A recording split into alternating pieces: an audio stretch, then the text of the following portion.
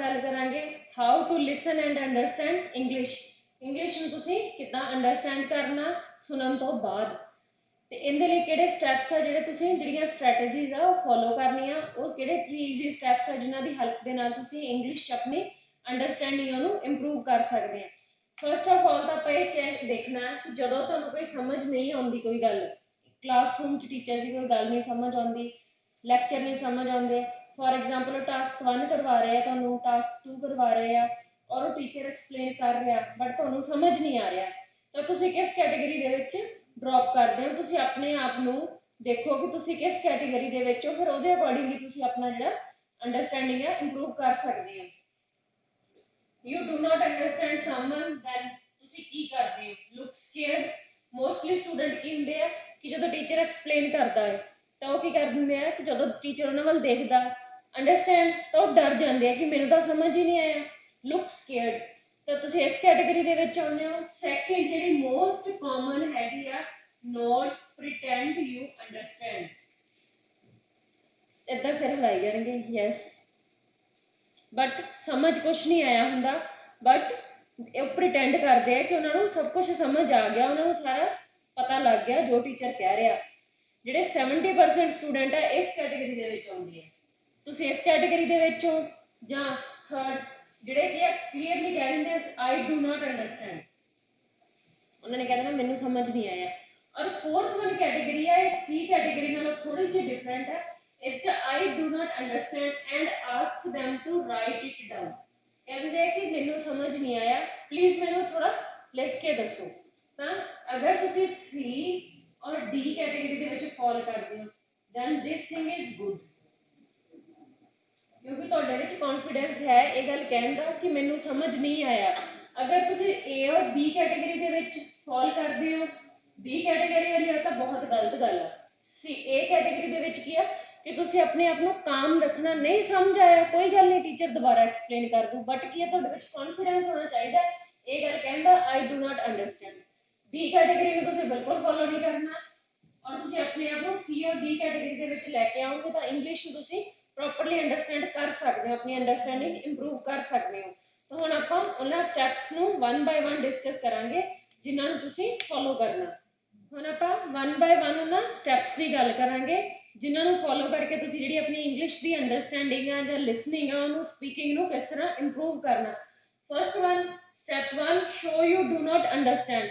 जिस तरह मैं तुहानूं दस्सिया कि पहला आपां 4 कैटेगरीज का डिस्कस किया कि look scared, not but pretend to understand, but उन्होंने समझ नहीं आई होंगी, तो तुसीं ये चीज़ां फॉलो नहीं करनियां, ये चीज़ां तुहाडे लई हार्मफुल हो सकदियां। क्यों? फॉर एग्जाम्पल एग्जामिनर ने तुहानूं स्पीकिंग दे विच कोई क्वेश्चन पूछ लिया, चाहे वो पार्ट 1 आ, क्यू कार्ड का हो गया, सॉरी फॉलो अप्स च कुछ पूछ लिया पार्ट 3 दे विच, क्वेश्चन तुहानूं समझ नहीं आया बट तुसीं सिर हिलाता ओके, बट जो आंसर देना उदों तुसीं की आ ऑफ टॉपिक चले गए, तो वो चीज़ तुहाडे लई गलत आ। तो तुसीं इहदे विच ओह कहना sorry I did not catch it, so I am sorry I do not understand. तुसीं उन्हां नूं क्लीयरली कहना कि मैं उन्हां नूं समझ नहीं लगी। I did not catch it, catch का मतलब कि मैनूं समझ नहीं लग्या, कैच और अंडरस्टैंड का मीनिंग सेम है कि मैं एक चीज़ नूं समझ नहीं पाया जां ये चीज़ मैनूं मेरी पकड़ दे विच नहीं आई, तो इसलिए तुसीं ये चीज़ क्लीयरली कहनी है I did not catch it, sorry I am sorry I did not understand it, I didn't catch it, तो इस चीज़ नूं कहना। उस तो बाद स्टैप 2 दे विच तुसीं की करना, एक स्ट्रैटेजी यूज करनी है।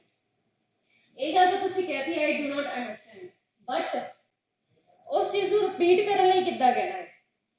समझ नहीं आया ठीक है, ये गल कह के तुसीं चुप करके बैठ जाओगे? नो।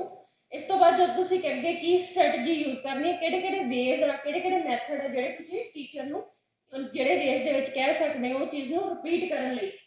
कुड यू प्लीज एक पोलाइट वे है, तुसीं अगर तुहानूं कुछ समझ नहीं आया जां कुछ नहीं तुहाडी पकड़ च आ रहा तो तुसीं उत्थे रूड नहीं होना कि मैनूं तां टीचर दी गल ही नहीं समझ आई, तो तुसीं रूडली ਉਹਦੇ ਨਾਲ बोलन लग जाओ। नहीं, पोलाइट वे ਦੇ ਵਿੱਚ ਗੱਲ करना, could you please write it down, could you please repeat it, I do not I am sorry I do not understand, could you please repeat that, could you please speak more slowly।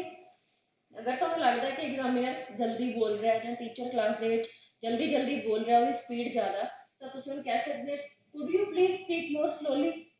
जां होर next जिहड़ा last आप कह सकदे से it in a different way. मान लो जिस वे दे विच तुहानूं क्वेश्चन पुट कर रहा है जां तुहानूं समझा रहा है, तुहानूं वे ही नहीं उहदा समझ आ रहा, तो तुसीं कह सकदे कुड यू प्लीज से it in a different way.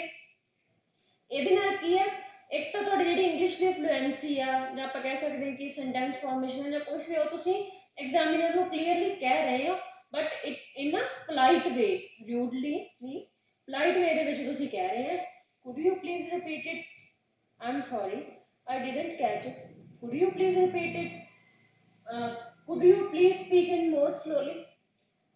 Okay, तो तुसीं जिहड़ियां इह स्ट्रैटजीज नूं यूज़ करके जिहड़ी अपनी इंग्लिश आ, अपना वे ऑफ स्पीकिंग आ जां अंडरस्टैंडिंग आ, उहनूं बैटर कर सकदे हो और ये चीज़ां तुहाडे लई हैल्पफुल होणगीआं। लास्ट वन है स्टैप 3 चैक मीनिंग।